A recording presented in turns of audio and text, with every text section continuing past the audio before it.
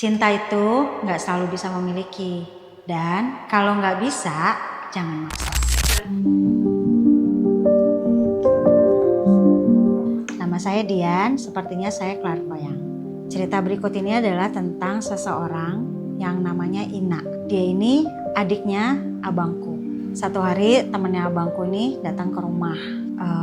Tujuannya untuk minta tolong sama aku. Katanya adiknya ini sudah sekian lama, mungkin kayak 2 mingguan lah, sikapnya tuh aneh banget. Gongnya adalah adiknya yang namanya Ina ini adalah ahli tahfiz.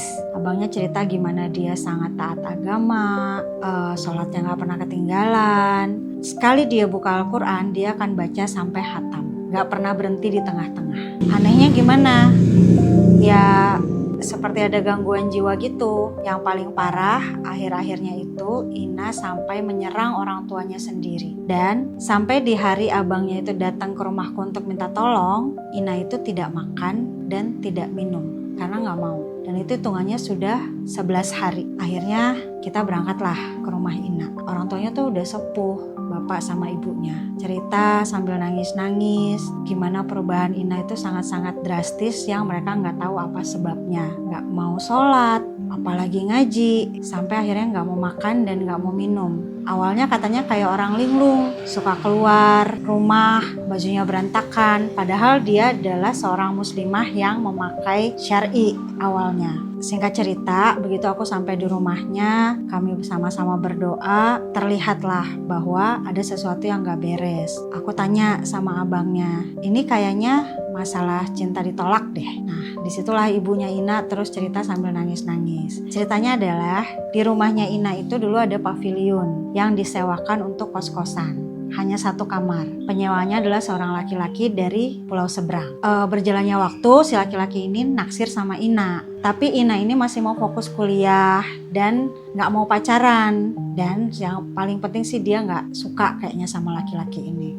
Mungkin karena Ina anaknya pendiam ya, introvert dan gak terlalu pandai berkomunikasi. Menolaknya mungkin dengan kata-kata yang kurang enak buat si laki-laki sehingga dia sakit hati. Akhirnya dia pulang kampung. Menurut ibunya Ina, gak berapa lama dari dia pulang kampung, mulailah keanehan itu terjadi di Ina. Sampai akhirnya di hari itu aku datang sama abangku, sama abangnya Ina, sama temennya abangku. Ina itu kurus banget karena 11 hari gak makan dan gak minum. Selalu marah. Setiap lihat ibunya atau bapaknya itu dilempar pakai barang. Katanya pernah 1 hari mau pakai garpu, pernah dilempar pisau.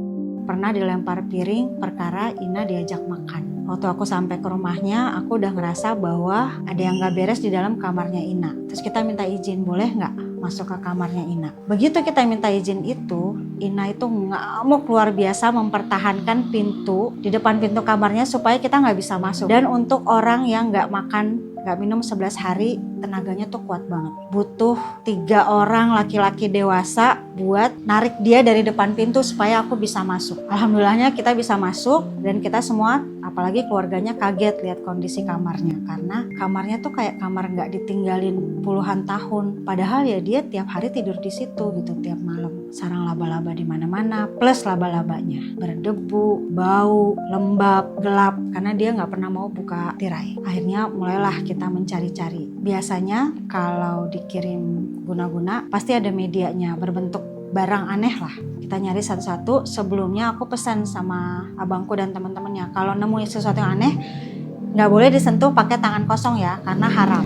Jadi ya diambilnya pakai jepitan, ada yang pakai tisu, ada yang pakai sarung tangan. Apa aja pokoknya yang aneh diambil. Terus kita masukin ke wadah kaleng bekas, kita doa bareng-bareng, terus kita bakar. Di situ kondisinya Ina tuh ngamuknya luar biasa, teriak-teriak nggak karu-karuan. Sampai di situ tuh kalau nggak salah aku pingsan sampai mimisan. Akhirnya kita udahin tuh hari itu karena aku udah gak kuat. Pulanglah, istirahat atau segala macem. Besoknya kita balik lagi. Tapi alhamdulillah kondisi Ina membaik. Membaiknya tuh gini, dia udah gak terlalu agresif. Duduk, bisa diajak ngobrol, tapi masih masih ngalor ngidul gitu deh. Kita nanya apa, dia jawab apa, yang kayak gitu-gitu. Tapi udah agak tenang.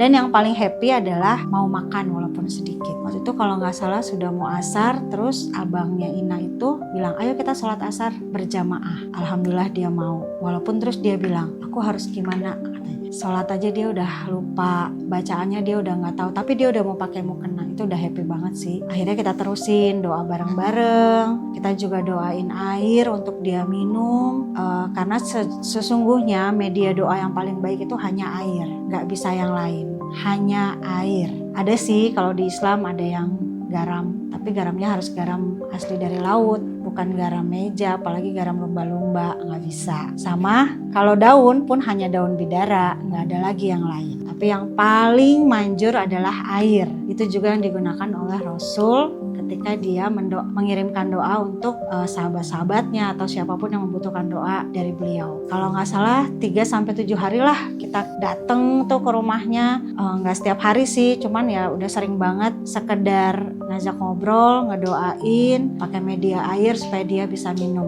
Habis itu aku nggak ketemu lagi. Lama aku dengar, alhamdulillah dia akhirnya menyelesaikan kuliahnya. Tapi sekarang aku nggak tahu lagi gimana Ina, karena kita udah nggak pernah ketemu. Itu tuh cuman gara-gara cinta loh. Kita itu berjodoh gak cuman satu. Disiapkan jodoh sama Allah itu lebih dari satu. Misalnya gini, misalkan kamu menikah, terus qadarullah pasanganmu meninggal duluan. Itu udah ada tuh jodoh buat kamu, disiapkan sama Allah. Jadi gak ada ceritanya jodoh cuman satu. Ya alhamdulillah kalau bisa seumur hidup semati ya kan. Tapi sesungguhnya ketika kita berniat baik mencari jodoh yang baik itu pasti ada. Kan dunia orangnya banyak ya, gak cuma satu. Jadi kenapa kalau ditolak mesti melakukan itu? Jangan ya, karena dosanya berkali-kali lipat balasannya. Teman-teman kalau yang punya pengalaman kayak gitu atau pernah mengalami kayak gitu, komen di bawah ya. Terima kasih.